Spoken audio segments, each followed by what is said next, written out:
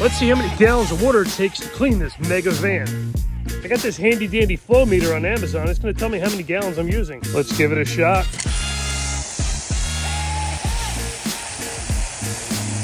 Just for that, we got 0.4 gallons. Let's keep going. Make sure we get the rims in the wheel wells. Gotta get that grill, all bugs in there. Lots of sudsies. Almost done. Just to coat it, I used 4.7 gallons. Now I gotta fill the bucket. That's another gallon. Scrub time. Let's hose it off before it dries.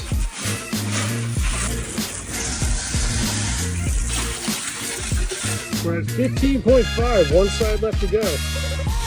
That's it, 18.4 gallons. I'm surprised. I actually thought it was going to take more to rinse this off. It's still a lot of water. If you want one of these, check out the link.